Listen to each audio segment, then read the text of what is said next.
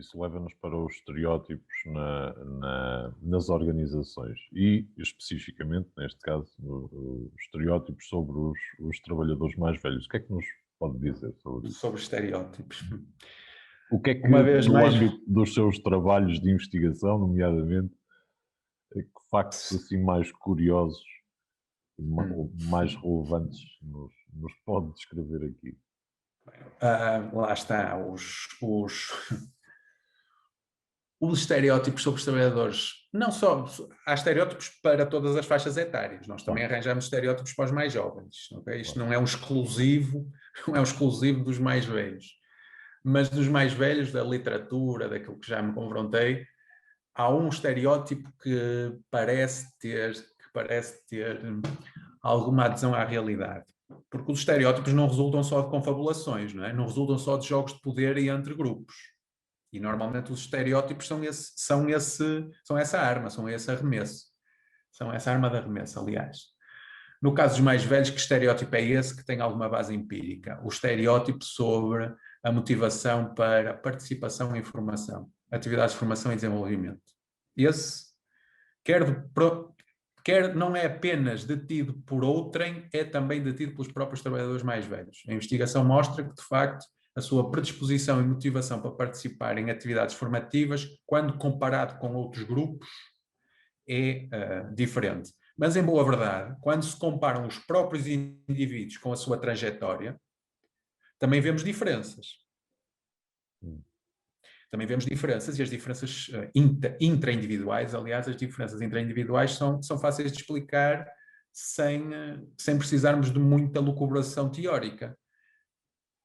À medida que eu envelheço, cada vez tenho menos tempo para obter o retorno do investimento que faço. E assim sendo, da parte dos próprios trabalhadores mais velhos, é compreensível esta menor adesão.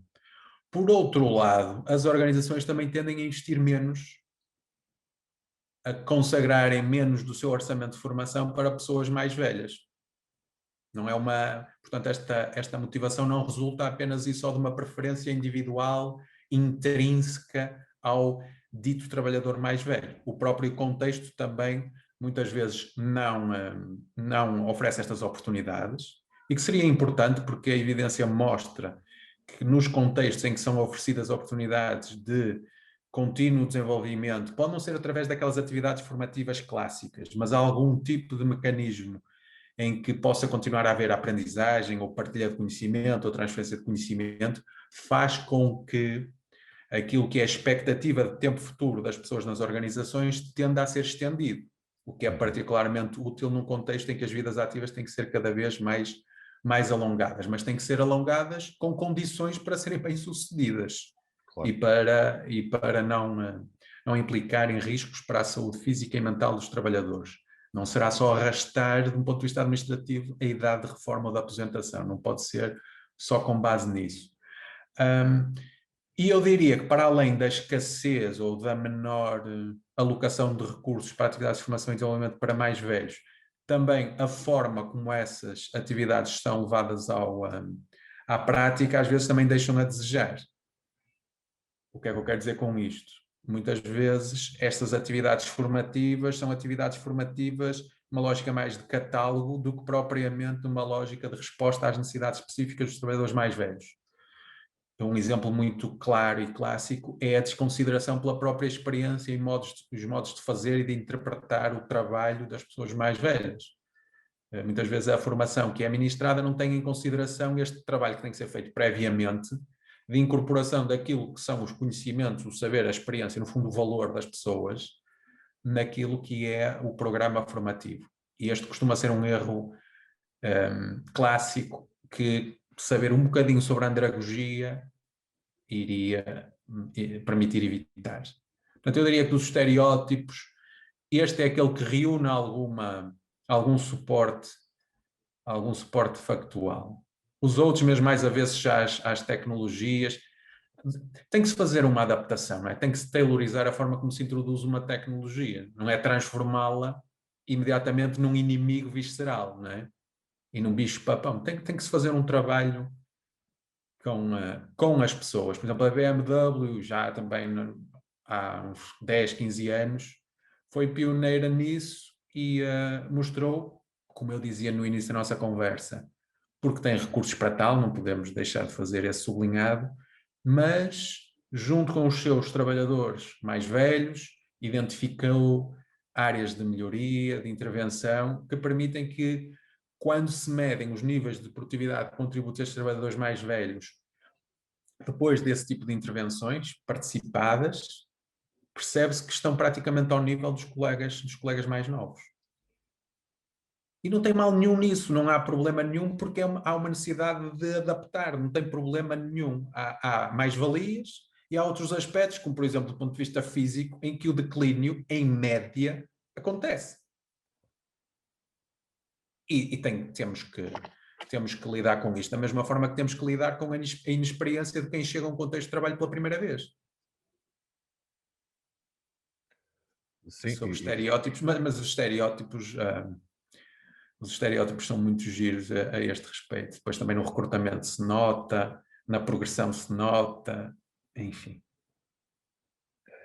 bem, mas isto aponta tudo para no fundo, estamos aqui a falar de várias coisas que giram em torno de uma mesma questão, que é a gestão dos recursos humanos, uma gestão de recursos humanos eficaz, como referiu há pouco, o conhecimento dos colaboradores, sejam eles mais velhos, mais novos, independentemente das gerações das quais fazem parte ou dos rótulos que lhes poderão ser atribuídos. E a comunicação, uma comunicação direta e eficaz com os colaboradores pode ultrapassar muitas dessas questões, não é? Nomeadamente a forma como alguns trabalhadores mais velhos podem encarar a mudança, formação, etc. Por outro lado, os trabalhadores mais velhos também devem ter bastante prazer em transferir alguns dos seus conhecimentos, não? Sim, esse é um exemplo que eu diria que é um exemplo original e primário quando se pensa naquilo que podem ser, em muitos contextos, em que podem ser a valorização e o reconhecimento das diferenças que existem e do que se tem a ganhar com isso. E eu mais do que valorizar só esse conhecimento da cultura, dos modos de fazer, não são só questões técnicas ou específicas de determinada área de trabalho. O que se consegue com esse tipo de relações é, por exemplo, esbater estereótipos numa relação de um para um. Porque os estereótipos, a investigação também mostra isso, os estereótipos funcionam como uma força de separação muito clara quando o contacto que existe é um contacto ou negativo ou quando o contacto não existe entre grupos.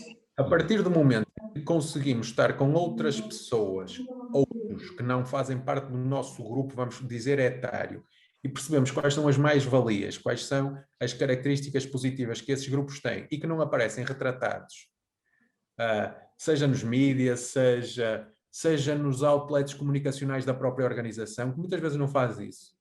As organizações também mostram que querem ser ambientes jovens, viais, dinâmicos e colocam isso nos anúncios, só colocam adjetivos e descrições que parecem remeter para pessoas jovens, aquilo que nós dizemos que são as características de alguém jovial. E as organizações têm que estar atentas a esses sinais que dão. E nós vemos, voltando ao exemplo da transferência de conhecimento, as mentorias reversas, em que ambos têm de forma explícita, ambas as partes nessa relação têm objetivos de passagem de conhecimento, de transferência de conhecimento tácito, implícito, aspectos culturais, aspectos sociais, de relacionamento na organização, as regras do jogo na organização, que aceleram a integração dos mais novos, mas o cruzamento depois de uma coisa e da outra, do social, do técnico, de parte a parte, pode permitir e deve permitir, porque essas relações de mentorias idealmente não têm apenas e só a ver com socialização e integração, tem a ver também com eficiência e otimização do trabalho.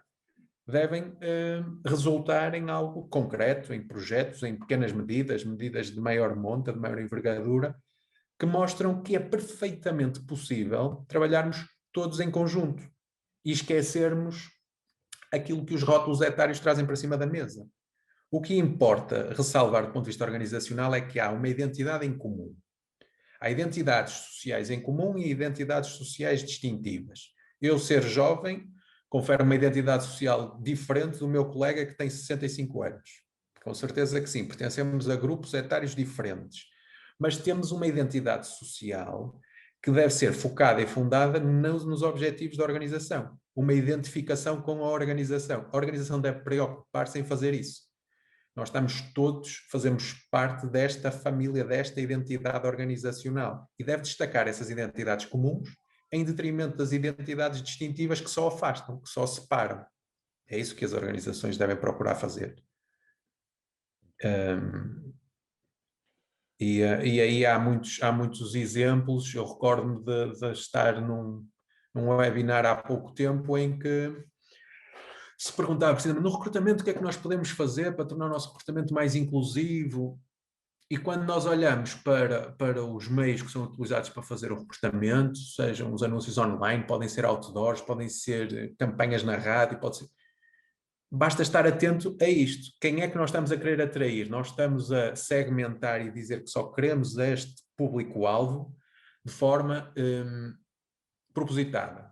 Nós podemos estar só a apelar a um determinado grupo-alvo de forma inconsciente, porque estamos a usar linguagem que é normalmente utilizada para nos referirmos a determinadas faixas etárias e excluir outras. Não basta colocarmos no nosso site fotografias, imagens, por exemplo, de pessoas para representar a nossa comunidade organizacional de várias cores, de várias etnias, não basta isso. Também é necessário colocar pessoas de diferentes idades e raramente vemos isso. Façam uma experiência.